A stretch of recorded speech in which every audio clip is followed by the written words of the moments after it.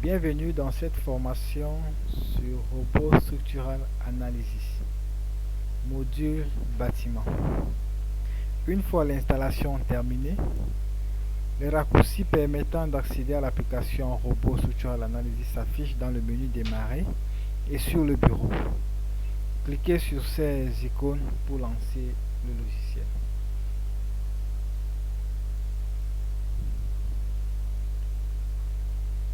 Le logiciel Robot Structural Analysis est destiné à modéliser, analyser et dimensionner les différents types de structures.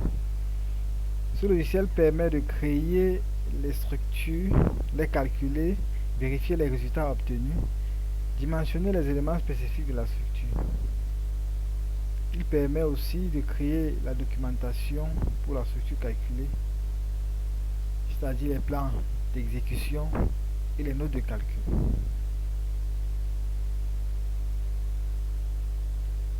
Une fois le logiciel démarré, nous avons cette interface.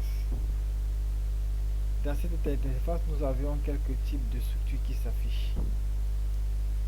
Conception d'un bâtiment, étude d'une coque, étude d'un portique spatial, étude d'un portique plan.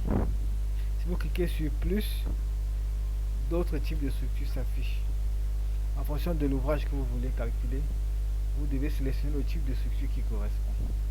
Je tiens à préciser que l'icône bâtiment, conception d'un bâtiment, n'est pas un type de structure, mais un modèle qui facilite la définition de ce type de structure. Vous voyez, il est légèrement plus foncé que les autres types de structures présents dans le logiciel. Nous allons cliquer dans notre cas d'espèce, nous allons concevoir un bâtiment, donc nous allons cliquer sur conception d'un bâtiment. Nous cliquons dessus et le logiciel va s'ouvrir.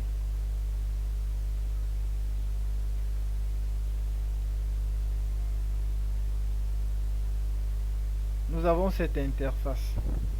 Dans cette interface, nous avons la barre d'outils, la barre de titre. Dans cette barre de titre,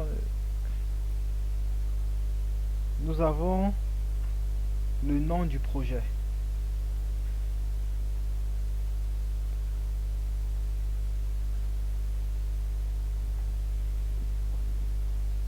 Ici, nous avons la zone de dessin où nous pouvons effectuer les dessins. Et la modélisation et tout ce que nous avons à faire, ça s'affichera dans cette zone. Les présentations, ici, les présentations sont les boîtes de dialogue, les visualiseurs et les tableaux qui sont utilisés pour effectuer des opérations spécifiques. Et elles facilitent l'exécution des opérations constitutives pendant que vous définissez, vous calculez ou vous dimensionnez une structure. Gestionnaire d'objets. Ici, nous avons le gestionnaire d'objets qui contient la liste d'objets que vous pouvez sélectionner, afficher ou modifier dans la structure. Si nous avons des vues, ici, qui permet de gérer les vues et les propriétés d'affichage de la structure.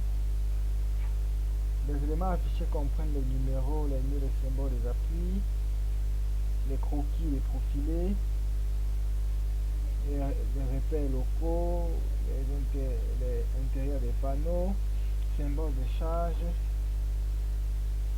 description des valeurs de charge, modèle de calcul.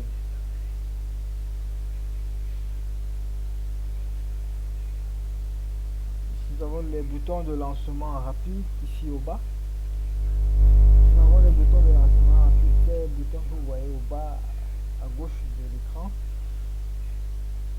Au bas de l'interface se trouvent des informations pour les références rapides. Par exemple, le nom des champs d'édition actifs,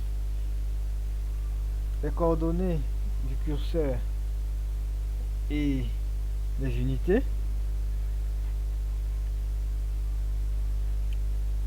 Plusieurs boutons de lancement rapide sont disponibles par ici.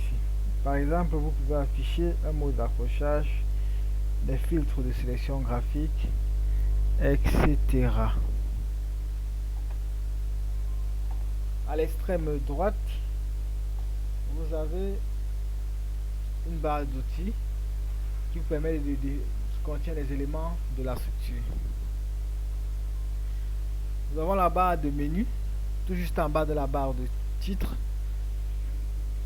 Dans le menu fichier, nous avons les sous-menus, pour créer un nouveau projet, ouvrir un projet que nous avons dans notre ordinateur, enregistrer un projet, enregistrer sous un autre fichier DWG, PDF, etc.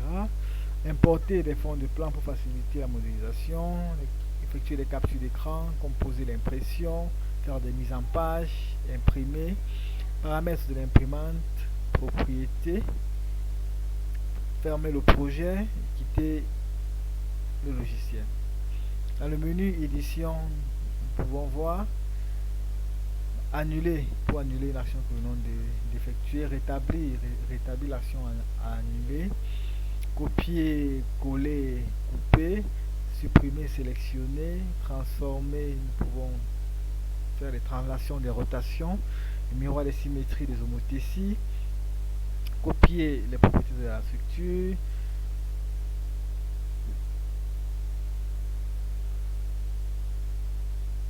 dans le menu affichage, nous pouvons voir les paramètres d'affichage, les zooms, saisie 3D, le vue cube, les paramètres, les propriétés du vue cube.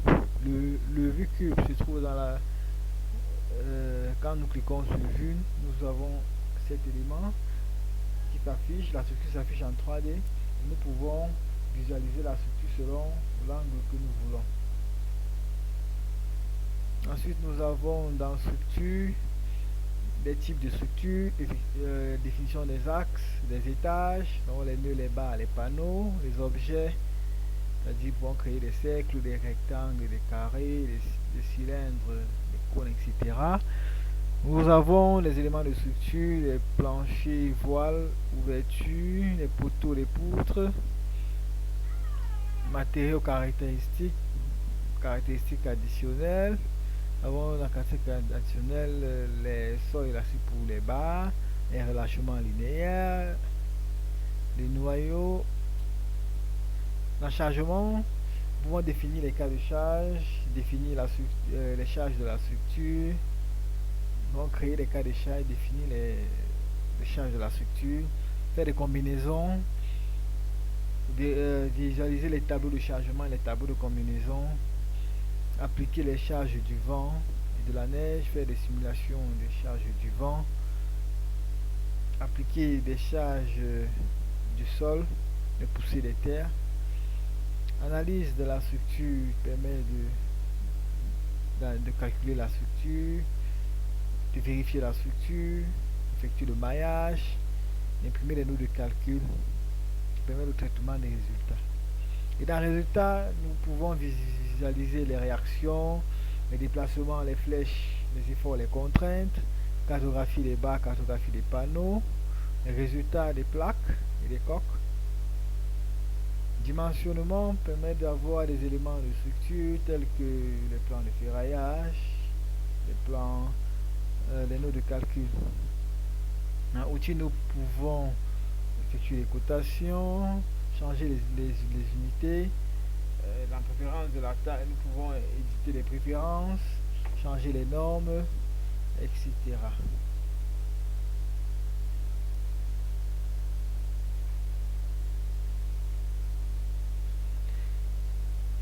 Nous pouvons également sélectionner les tâches dans lesquelles nous voulons modéliser ou nous voulons travailler en cliquant ici. Et également là, nous pouvons changer la vue si nous voulons voir le bâtiment en 3D. Nous pouvons voir mettre le bâtiment sur le plan X, Y, XZ,